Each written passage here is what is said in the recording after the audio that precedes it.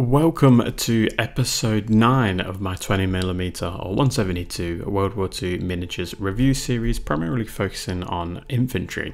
So today we're going to be looking at XAN Miniatures. Now, XAN is a company that primarily focus on German and Russian miniatures, but they also have a little bit of the allies, is in the US and the British as well, and that you can dabble in, but mainly, like I said, the Germans and Russians, and their offerings are huge. So you can find them at XAN's website, which will be in the description, as well as Empress Miniatures, both of which you can source all of their available models from their respective websites. So it's really worth checking them out.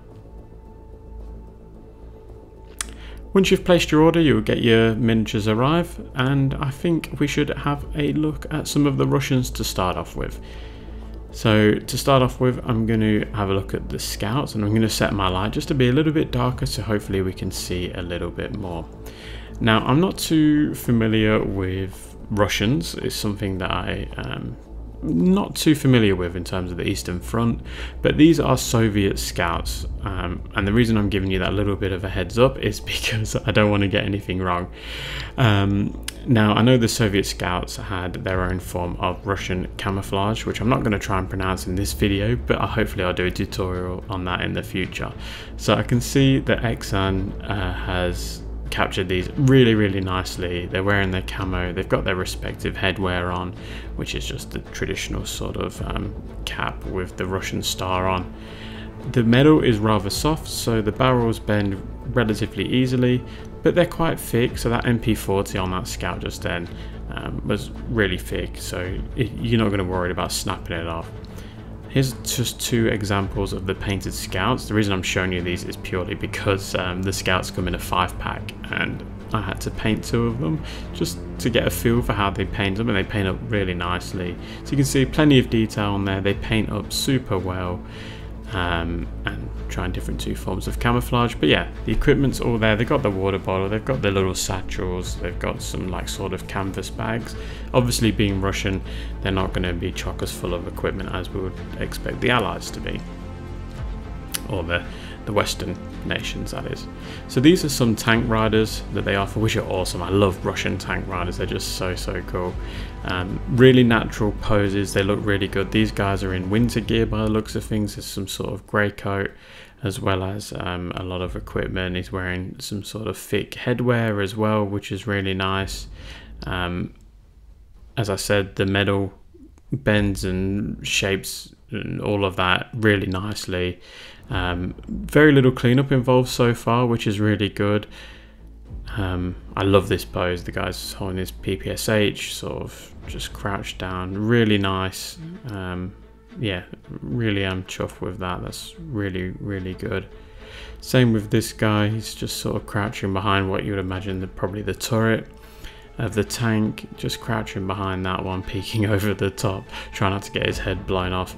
But yeah, really nice. Need to paint up these and get them on some Russian tanks, that's for sure.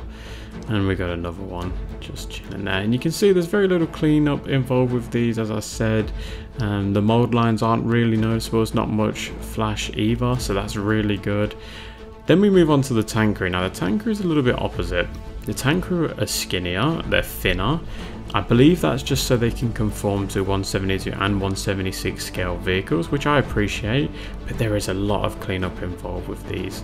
As in, I think the whole outer edge of all of these tank crew seem to have a lot of flash. When you compare it to the scout here, you can see it's so much more thinner, as well as there's a bit more cleanup. The cleanup isn't difficult, alright, just a metal file will get that off really quickly. So it's not a problem, it's just something to note. There's just a bit more cleanup involved with these tanker. Perhaps I got maybe a dodgy batch, I'm not too sure, but this doesn't bother me in the slightest, so don't let this put you off. I just need you to be aware of it. As I said, being slightly skinnier will allow you to use them in different scaled vehicles, as in 172 or 176, which is really good. It's handy. Some 172 models or 20mm miniatures won't fit in 1/72 scale tanks, or they will, but they look quite fat, to put it bluntly. Right, so now let's take a look at some of the Germans that were sent to me. Now these are mainly crew for your half-track. The first thing I noticed with these is they actually seem to be a little bit more skinnier than the Russians, and shorter as well. We will look at that in a little bit more detail towards the end of the video, but in terms of the actual model here, we can see this guy's got his MG42. He's got his helmet on with a camo cover over the top of that.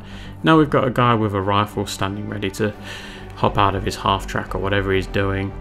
A little bit of cleanup involved. Again, you can see they're a bit more compressed in. They look a little bit more skinnier, like they need to eat a bit more. But I can understand why. These are vehicle crew. You want them to fit in the vehicle. You need them to fit in. You want more people in your vehicles. You don't want them to be wider and you can only get 2 or 3 in when you need 5 or 6, for example. So I can actually appreciate that. I think that's a really nice touch, to be completely honest. And then we've got another one here.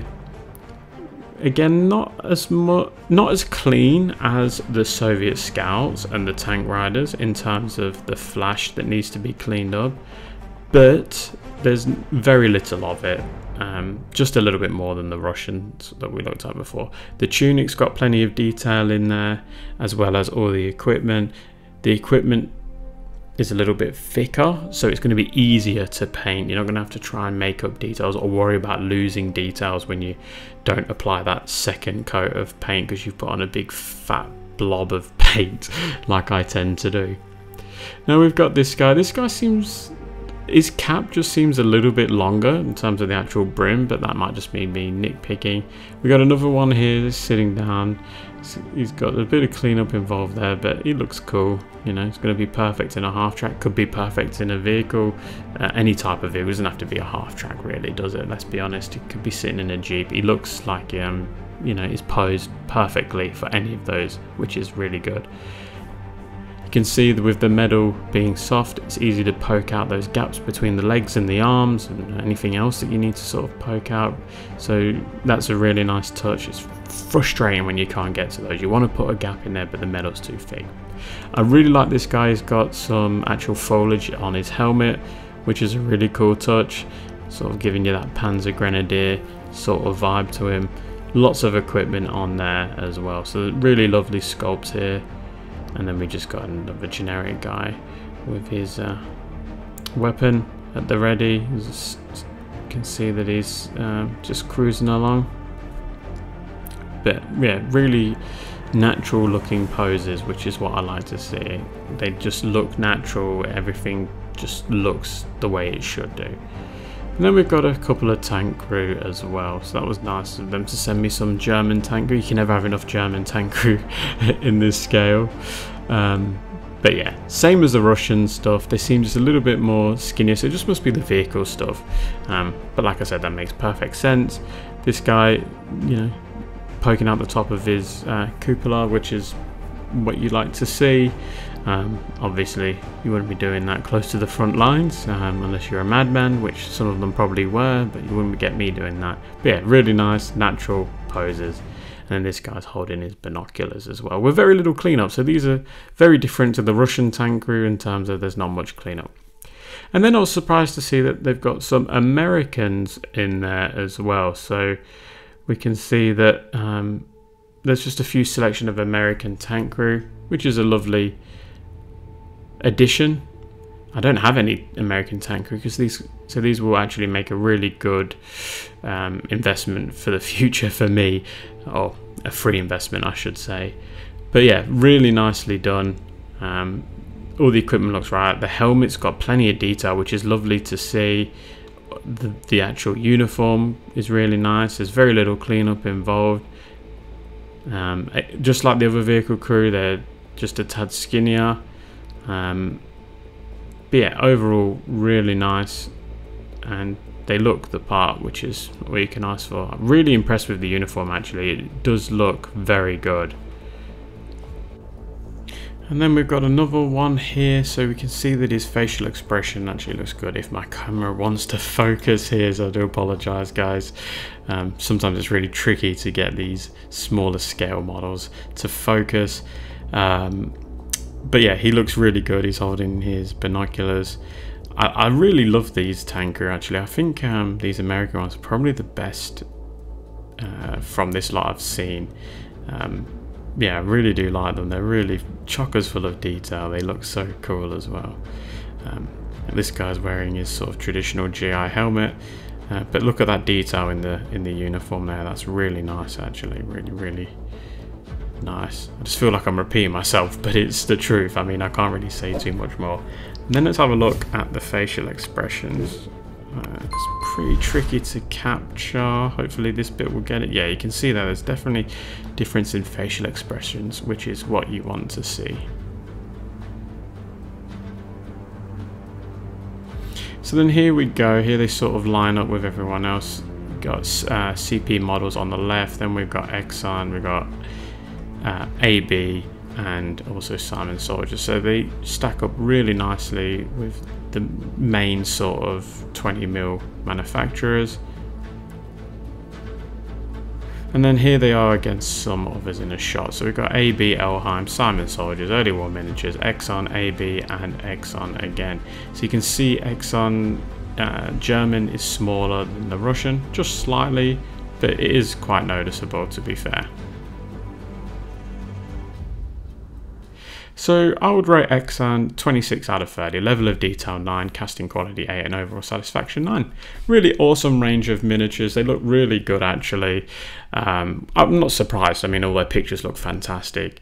So yeah, really good figures. Definitely worth going and checking them out, guys. You've got all the details. I'll leave them in the description. So that concludes today's video. Huge thank you goes out to XAN and his team for sending me these fantastic samples. I can't wait to paint them. There will be some painting tutorials coming in the future with these models, so keep an eye out for those.